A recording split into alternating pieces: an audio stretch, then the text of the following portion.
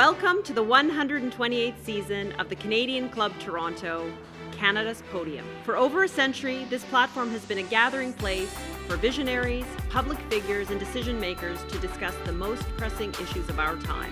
We've been having important discussions and debates around this podium in this country for well over a century. I call this a historic podium of record. Our club's always been a forum for visionaries, public figures, and decision makers to command attention to the issues of our time.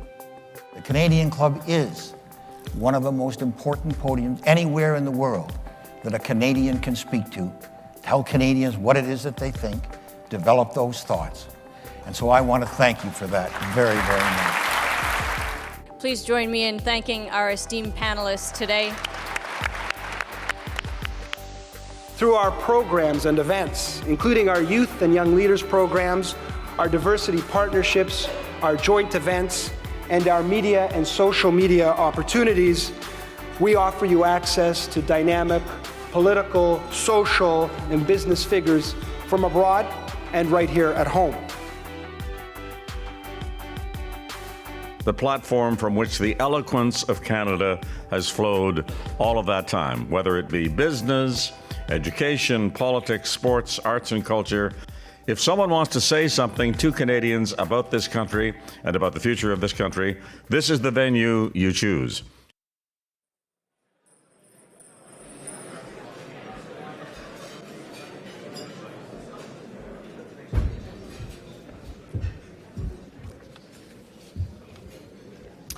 Good afternoon, everyone. Welcome to our online viewers as well. My name is Martin Basiri. I'm the founder and CEO of Passage and also proud Canadian Club Toronto director and your host today. We are about to learn an important business strategy lesson from head of Sun Life, an industry leader in insurance and in wealth solution. Its product and services touches lives of millions of people and thousands of companies across the country and around the globe. Our club takes pride in bringing you thought leaders and subject matter experts who are providing guidance and advice on how to navigate in a complex and ever-changing world. We need that now more than ever with what's happening for Canada and what's happening around the world. Our ability to offer this insightful discussion in prediction and also on the generosity of our partners and sponsors. Today's event is sponsored by PwC. Thank you for your generosity.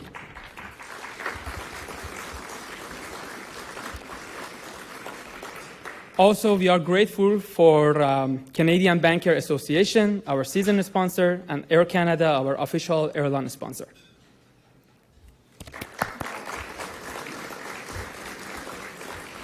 And that Canada Forest Trust partners with us to help capture our carbon through its planting the smart forest. Thank you all for their ongoing support. Let me quickly point out some housekeeping items.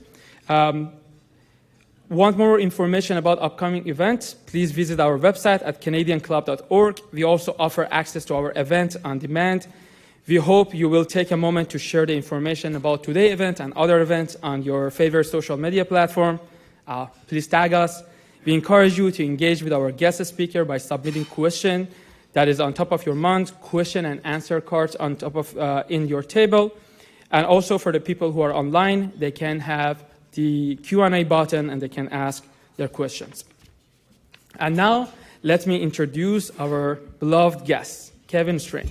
I know Kevin about a year, and every time I interacted with him, he is smiling, he's energetic. As a young entrepreneur, I love interacting with people like Kevin because I learn how they talk, how they interact on beside. So whenever we go to a meeting that I go sit beside Kevin, and it's just like, it's really enjoyable for me to learn. I came from a poor family, so I didn't have anyone teach me. I didn't have a rich uncle or a business owner, aunt or someone. So I have to observe everything. And Kevin always every time I ask any question, he always help. So from a personal life, I'm so happy today that we are hosting Kevin.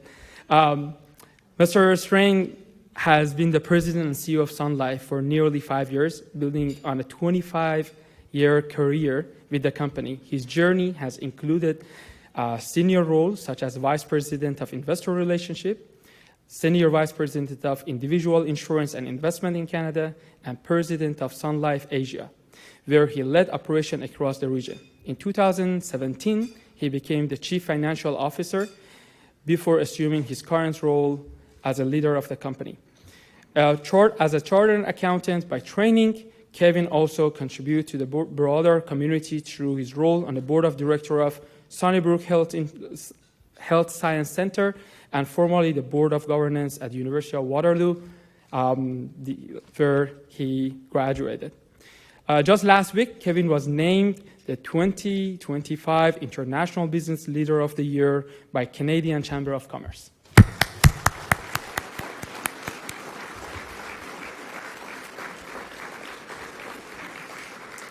This is amazing recognition as a Canadian executive whose leadership and global vision have significantly elevated Canada's presence in the world stage. Under Kevin's leadership, Sun Life have expanded into 28 international markets and now serve more than 85 million clients worldwide, a reflection of his deep commitment to growth and innovation. Moderating today is Amber Kanwar. Amber is one of Canada's top business journalists. For more than a decade, she was an anchor and reporter at Bloomberg, and now she is the host of In the Money with Amber Kanwar and a new investing podcast to help investors make profitable decisions. Amber and Kevin, please welcome and thank you for coming to Canadian Club.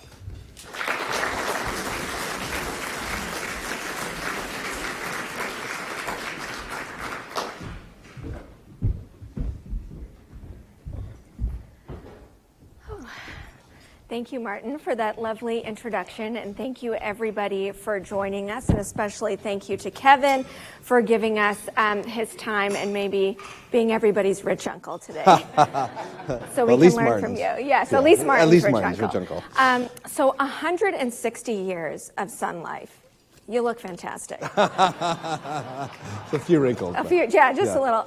So let's just set the table. We're going to go through all the issues, all the news, blah, blah, blah. But first, let's really talk about that 160 years at Sun Life, what you are today, where you span across the world, because it is remarkable.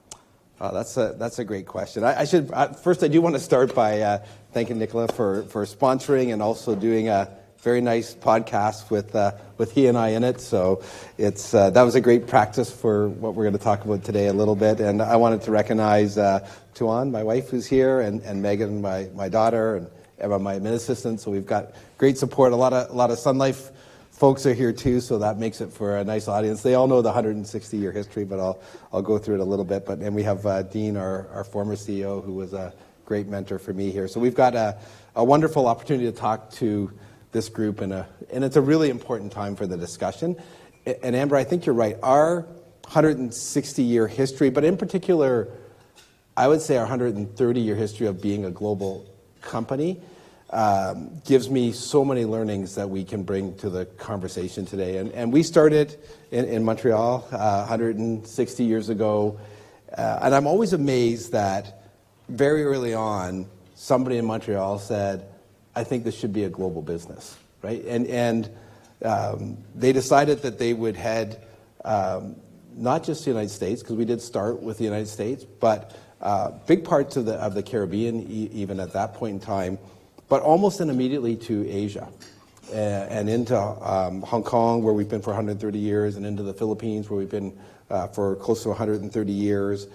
And it's amazing that somebody had the foresight to say, Canada could build a global company. And if there was a message there that I had for Canadian business is, you can build a global company, but you have to be committed to doing that, and you have to think about it. Now, the CEO at the time, Dean knows this story too, the CEO at the time used to have to get on a train from Montreal to Vancouver to visit Asia, and then get on a boat, and they would bring a stack of policies and different things with them, and then they would come back in 4, 5, 6 months after their trip to Asia, because that's as quick as you could go and experience the whole thing.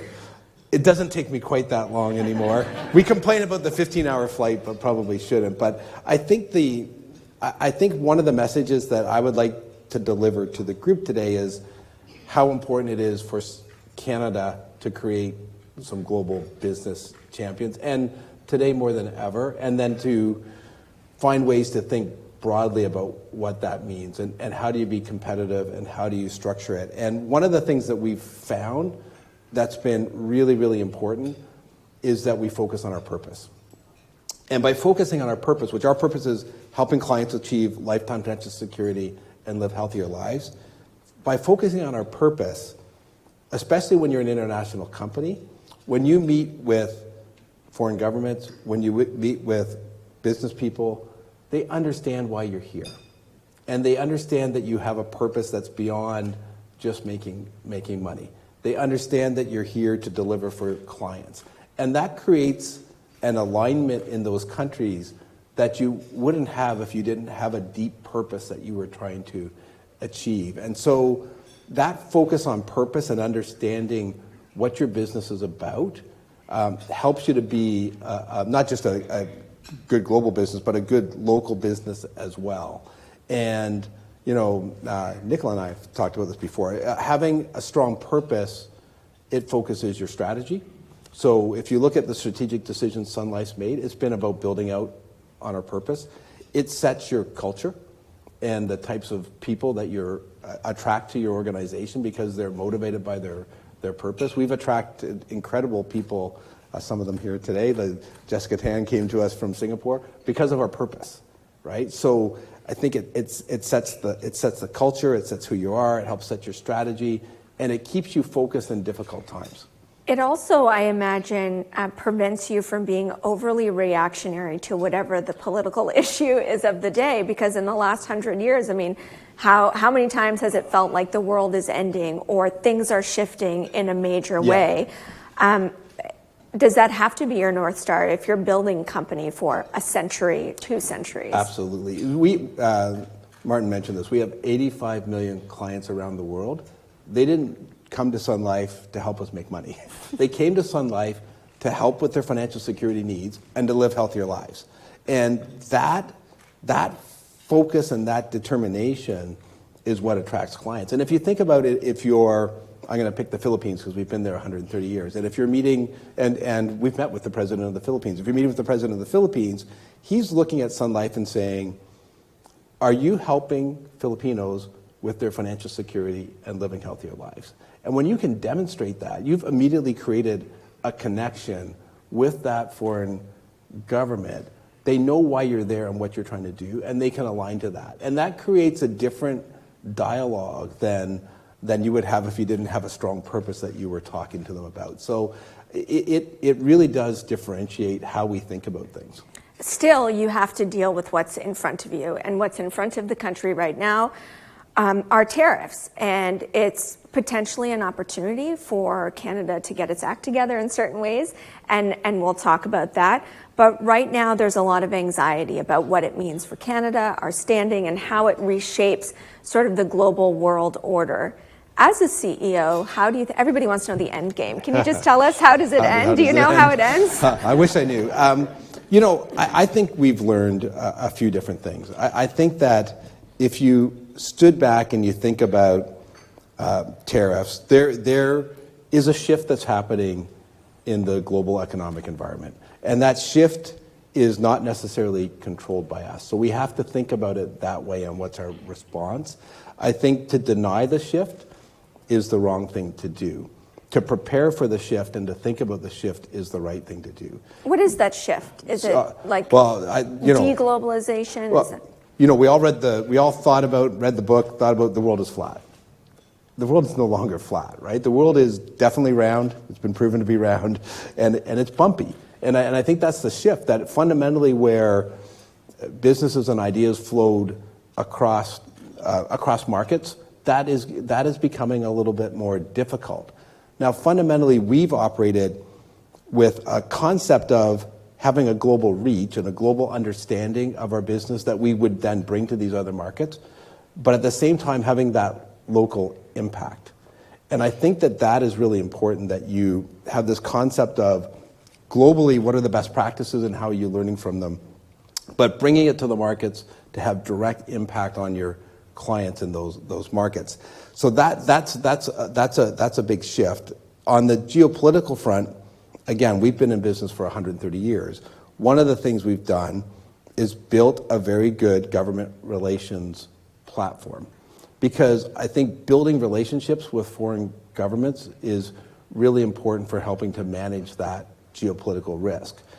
Understanding the markets where you do business is really important to managing that geopolitical risk. So talk to me about the work that you guys have done on the strategy level, but in relation to government relations, like say in April. Right. What were you up to in April, you know, kind of pre-Liberation Day, post-Liberation Day? Did you sit down and huddle with the team about this is the way forward? Were you getting intel from some of your contacts in the government? What did that look like for you? So this is really interesting. We of course have been on a journey where tariffs were announced and taken back and changed over time. We as a global company, but Canadian in nature, of course, we start with our Canadian viewpoint, and we have a very strong government relations team that gives us access to the Canadian government. And to the credit of the Canadian government, they've been asking for from financial services companies, from some of the larger businesses in the country. Goldie's here representing the Business Council of Canada.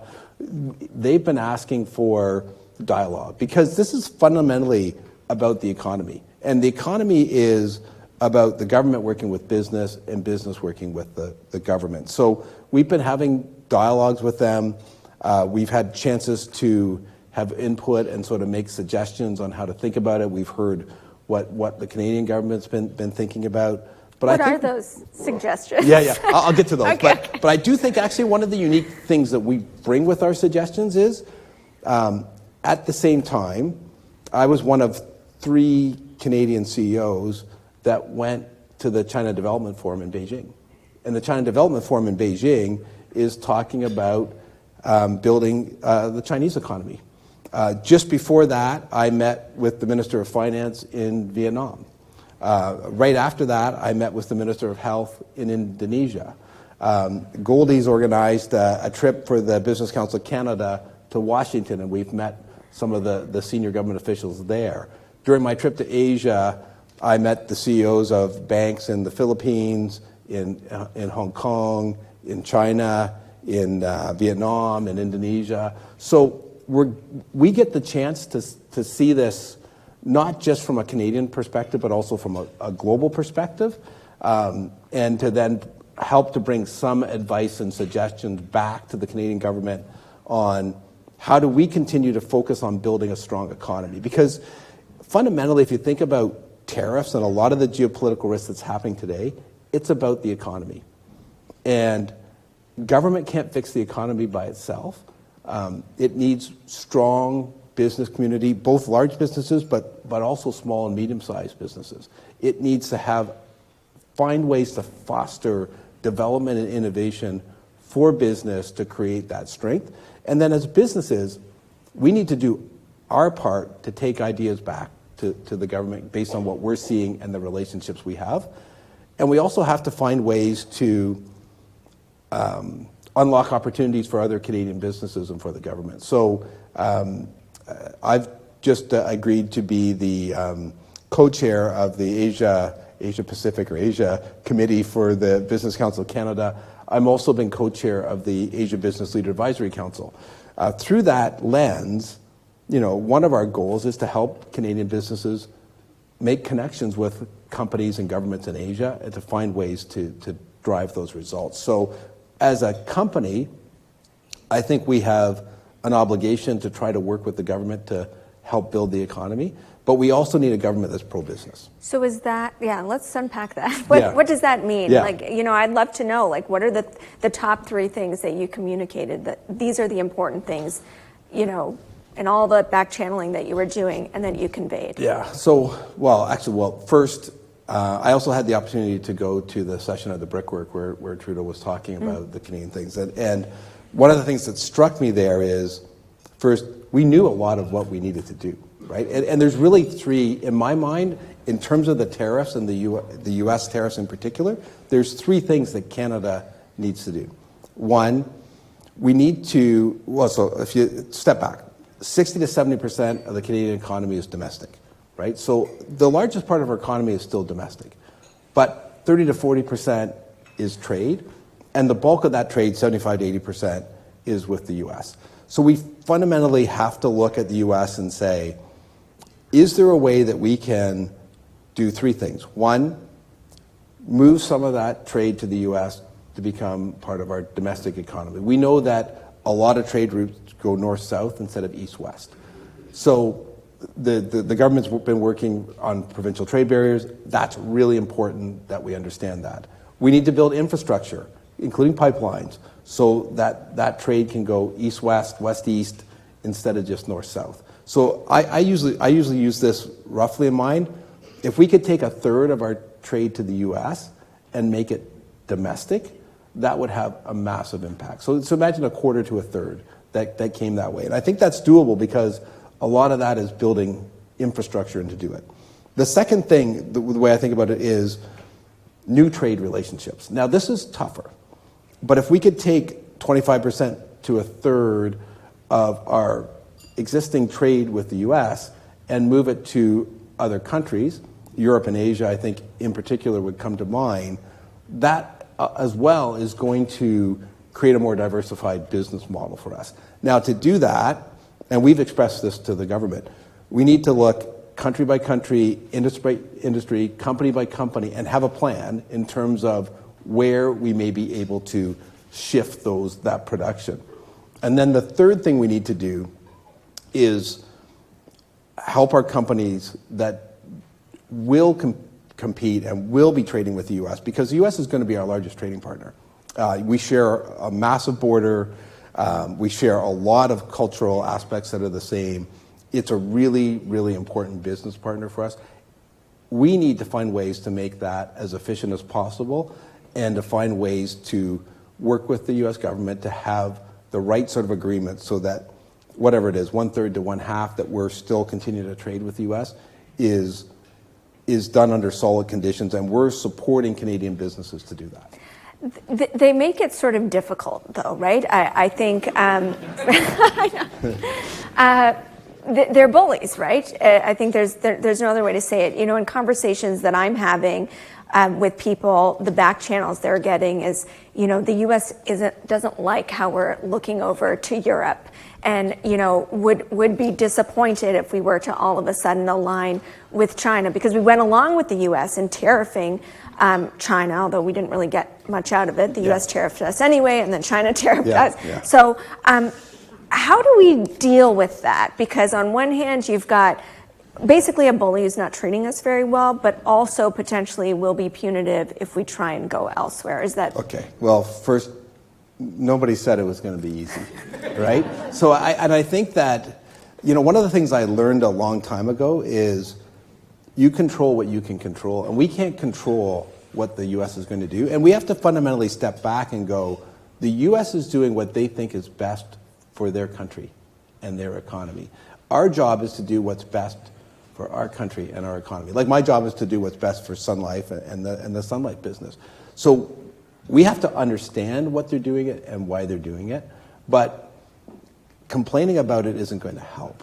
And saying that it's going to be insurmountable isn't going to help. If we go into it with that thinking, we're going to fail. We have to go into it with, this is what's happening, what's our strategy, and how are we going to execute on it to survive inside of that. And I think that step by step we have to come back at that. We do need to realize that in terms of the U.S. today, we have to separate the what they're doing from the how they're doing it, right? And so understanding the what is really important and trying to see through the how. And I think that, you know, we can continue to try to point out we don't like the how to the way they're doing it, and I think that's fair for us to do, but the what is going to happen. what we should realize with the how is, and you see this with what the U.S. is doing, they're coming out with tariffs. We know that tariffs can cause inflation and can have negative impacts to the economy. Right before they do start to have negative impacts, they pull back.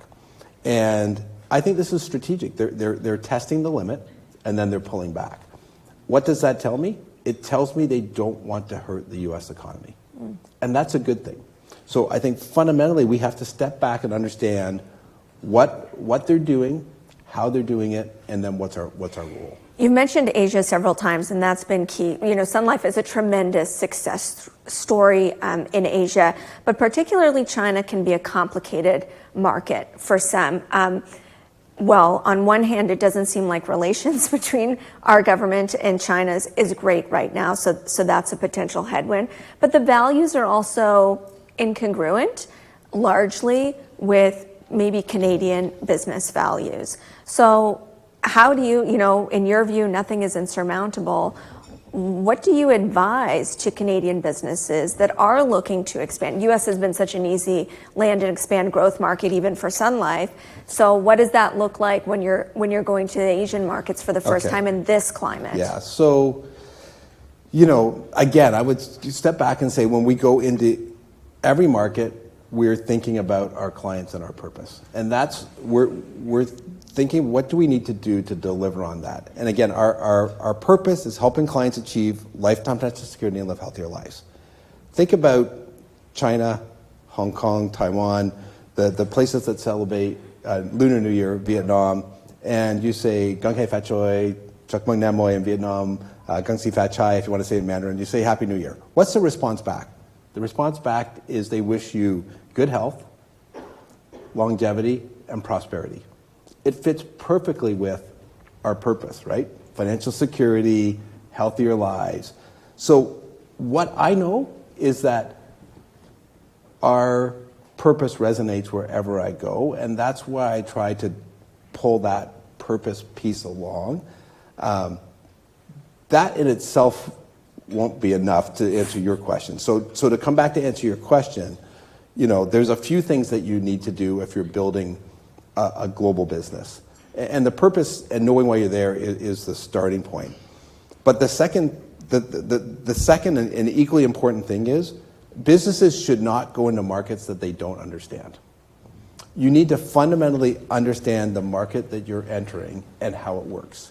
And you shouldn't enter a market if it doesn't fit your values. And there's markets that Sun Life hasn't gone into because we didn't think we could operate there. So where we operate is places we think on our culture and our principles we can deliver on our purpose. But you have to understand the market, and you have to understand how it works, and you have to understand what businesses are there. And so that's the first fundamental thing. The second is you have to build very, very strong relationships with government and businesses in those markets, and you have to find people you can trust who will inform you on how it works. And in all of our markets, under Dean's leadership when I was running Asia, we entered Vietnam and Malaysia.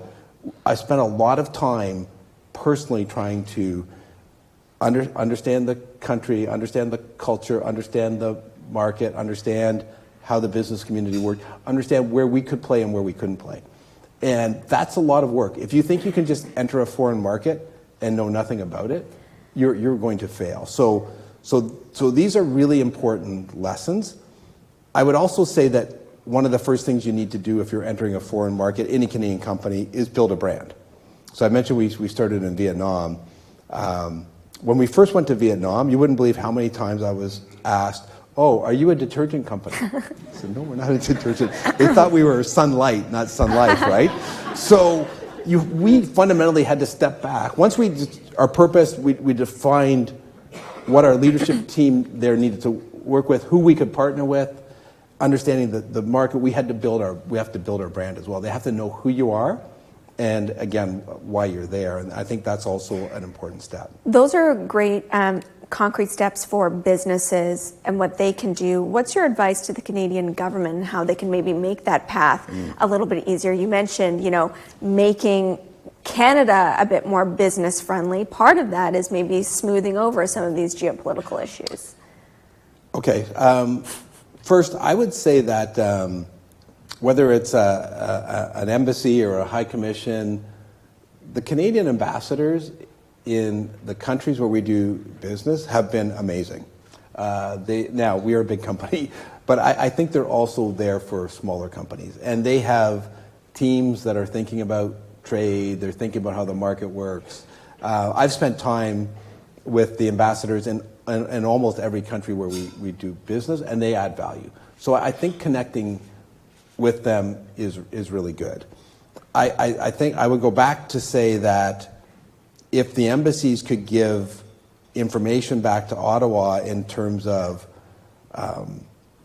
where are countries bringing in trade from foreign jurisdictions, and where does that overlap with what we do, especially with what we do to the U.S., so that we can start to create a real strategy around how we're going to diversify our trade. So I would say that would be one thing we need to do. We need to have that sort of strategy on how we're going to diversify our trade. At a separate level, I think having a government that's pro-business. And if you think about a strong economy, it does happen with that business and government working together. And it doesn't mean, and I think as a Canadian, we absolutely have to be supportive of education, healthcare, security, building our infrastructure. And we can do all of that, but we can do it better if we have a strong economy. And so what does the government need to do? I think interact with business. You know, it's when I was in Asia, I had a number of senior officials in the government who would ask about different markets there. I think that's a really good thing to do because they're hearing from businesses what's happening on the ground. I don't think that happens enough in Canada.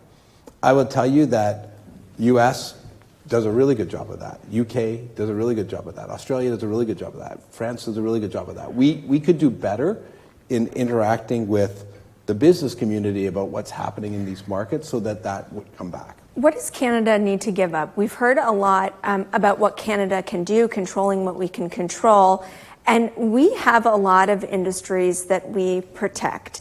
And I'm wondering whether you think that's a fine state of affairs or if Canada needs to reshape the extent to which, I mean, think about the way Sun Life has gone into other countries that maybe wouldn't have been possible if there were, protectionist stance around who can operate in insurance, for example. Yeah. Do you think that we need to take a hard look at something like that? I think that it all comes down to how does the economy work in aggregate and what works well together. So I'm not going to say whether there should be protection in this piece or protection in that piece. I think that you have to understand when you do something, and it could be in those circumstances, you have to understand why you're doing it and what's the end result of doing it. And if that aligns, I don't think that's a bad thing. So I think there can be good pieces of that. But I think that you have to understand when you're investing dollars, what's the purpose of those dollars? What are you trying to get from that, and what does that look like? And we need to test that to see if that was the right thing or not. If I step back, another thing so we were talking about this, provincial trade barriers, infrastructure investing. We need to build significant infrastructure if we're going to build our domestic economy. I think this is another area that if you looked at Canada's asset management companies like us and Canada's insurance companies, we're great investors in infrastructure. Now, we've brought this up to OSFI before, and we've mentioned this to the government. The current capital rules are punitive to insurance companies investing in infrastructure. We have to fix that. And if we fix that, it can unlock some of the value of us investing into that sort of infrastructure investment. So I think the government needs to have a plan that says, where are we trying to take the economy? Why are we trying to take it there? And how do we step it through? And who can we use in our sphere to help us do that? You have Sun Life has made a number of acquisitions to expand in the United States, and I'm wondering if you think the kind of deals that you've done there could still get done in this climate. I'm trying to get a sense of how much you think things have changed. I think you can still do transactions in the United States. I think if you listen to what the U.S. government is saying, they're saying invest in the U.S., put capital into the United States, build your business here, hire Americans to do it, and that's fundamentally in many ways what we do in every market, right? I was saying earlier, we use local CEOs, local distribution people, local operations people. We tend to surround them with a few corporate people from either finance or risk or actuarial or compliance that give that kind of, make sure the Sun Life DNA is working in those markets. But we fundamentally exactly line up with what the U.S. government is trying to do, right? Invest into the U.S., build your business there. And if you think about, so we have 85 million clients around the world. 85% of them are outside of Canada. 35 million of them are in the United States. It's too big of a market to ignore. If you understand the rules and where they're going, I think that those investments are possible. There are new risks today that need to be assessed and looked at. I do think that if you think about what capital hates is uncertainty, so we need to see continued certainty around how some of these things will work. But the U.S. economy, I think, is going to be the largest economy in the world for a long time. Unless I missed a tweet in the last 5 minutes, and I might have, the markets are robust. The TSX at an all-time high. The S&P 500, as of yesterday, is 4% away from an all-time high. European markets are popping off. And so you've got these headlines, oh my God, aren't we talking about such terrible things? You would think that, there is no money to be made anywhere. And yet here we are. The stock market's doing just fine. It's climbing that wall of worry. Is that complacency, or are there really those fundamental reasons to be optimistic? I haven't asked you too many things about what you're optimistic about. I love this question, and I wish I knew the exact answer because we'd be able to invest a whole bunch differently. So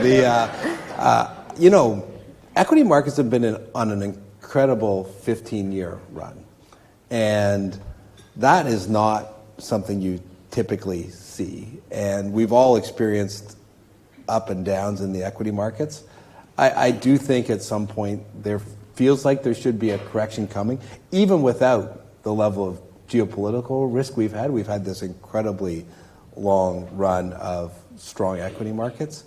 But at the same time, people have been saying that for 5 years now. And we get them, and then the next day it's over. Yeah, I can tell you a story on COVID. We did, we're an insurance company and an asset management business. The worst thing that should be able to happen to you is a pandemic. Yeah. And we modeled all kinds of things with a pandemic. And some of our strongest years came through COVID. And so I think it's difficult to predict exactly what's happening because the world changes so fast now. So one of the things that changed really quickly in COVID was technology allowed for things like vaccines. Technology allowed for work from home. We were able to communicate with technology. Governments learned from the global financial crisis and invested in businesses. So the economy actually stayed relatively robust through COVID because of technology and learnings we've had. And so if you look at the equity markets today specifically, you'd go, well, one, the U.S. pulls back on the things that seem to have the worst impact on the equity markets before they do. So that's a good thing. Companies, fundamentally, balance sheets around the world are still fundamentally relatively strong. So it's really hard to say whether they're going to go up or down. And one of the good things about Sun Life is we don't provide equity guarantees. We try not to predict whether equity markets are going to go up or down, whether interest rates are going to go up and down, because it's just so hard to tell. But I would say 15 years of a bull market is unusual. It is unusual, but some say we're at sort of the cusp of a new industrial revolution through artificial intelligence. So like put all the other stuff aside, then you've got this game-changing technology.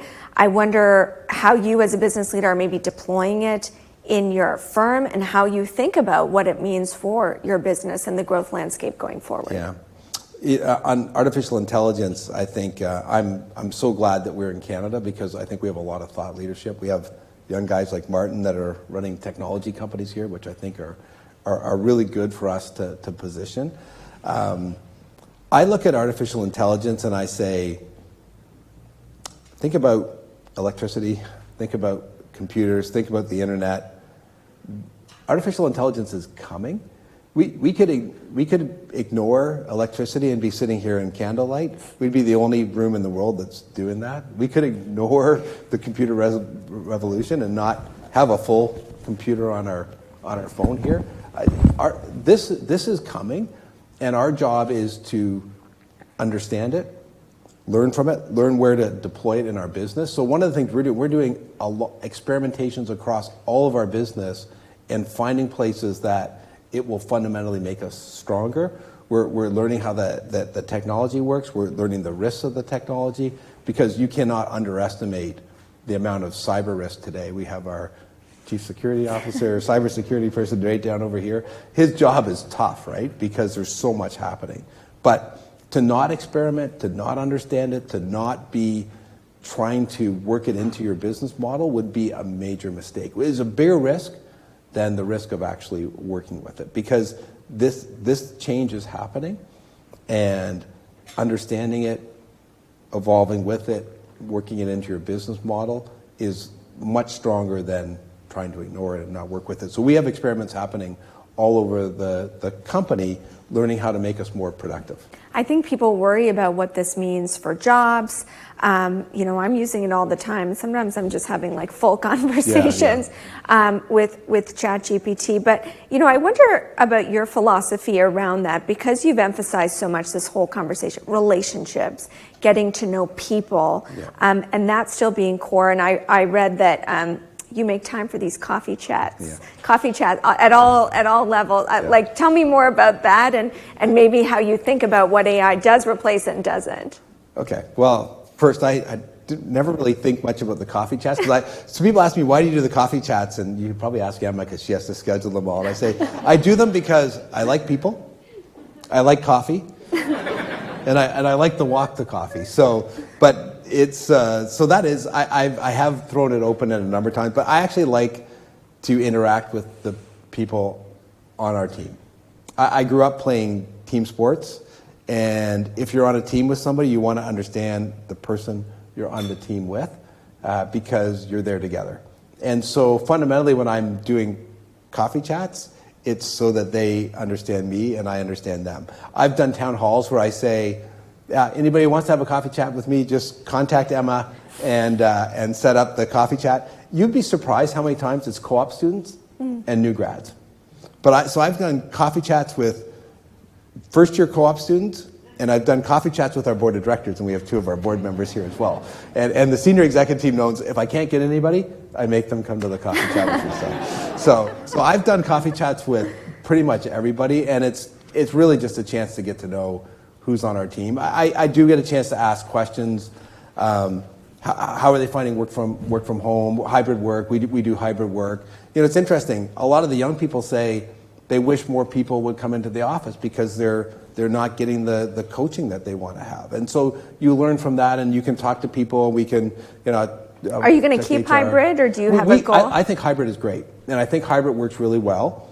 But one of the things I try to remind people is hybrid is in the office and at home. And we need enough in the office so that we can protect our culture, because our culture really is our superpower and it's really important to us, but that we can also develop people. And so that combination to me works really well, where we can be much more efficient if we do it smartly. Some people think hybrid means work from home all the time, and that's people we have to sort of say, that's not exactly hybrid. So we do like the hybrid model, and I think the tools you have today make it really easy to be successful at hybrid, but sometime in the office, helping develop people, building culture, going on coffee chats is really important. I want to ask, we got a great question from the audience. I'll squeeze it in before we run out of time. Climate change has fallen off the agenda, it seems, but it's smoky outside due to early fire season. What is Sun Life's take on sustainability these days? Yeah, so first, I think that, I don't think it's fallen out of favor. I think people understand, and we certainly understand, that climate and climate change and climate risk is important, and we're trying to understand the impacts of climate especially on as an people's insurance health. company. Yeah. Well, yeah, and non-life in particular, P&C, property and casualty in particular, but we're trying to understand the impact on people's health, because there's major impacts on health, from heart disease to lung diseases, and that you referenced the fires and those other things. So, we've got a detailed sustainability program. We have a chief sustainability officer. I'm not sure if Alanda's here or not, but no. Okay, so. But one of the things we've done is we're actually, and I think this is a really important step, if you read our sustainability report this year, our sustainability report is incredibly tied to our purpose.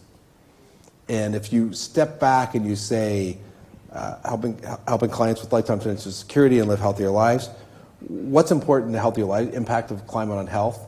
Health itself is one of the United Nations PRN things, the financial wealth and growing wealth, and there's a number of things we're doing to tie this back into our overall purpose and how we think about financial security and living healthier lives. And I think that's an important step also for people understanding, because you're really motivated by your sustainability piece supporting your purpose. All right, we'll have to leave it there. Kevin, thank you so much. Well, please give a fast. warm round of applause for Kevin Strain.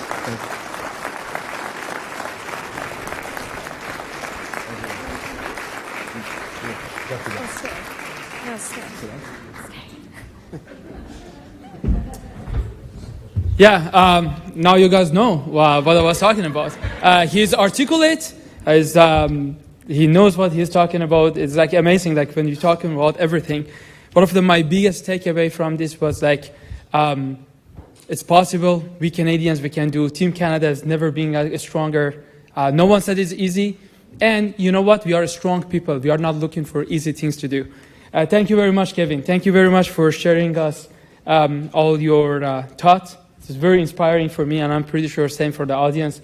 Amber, thank you very much for doing this moderation.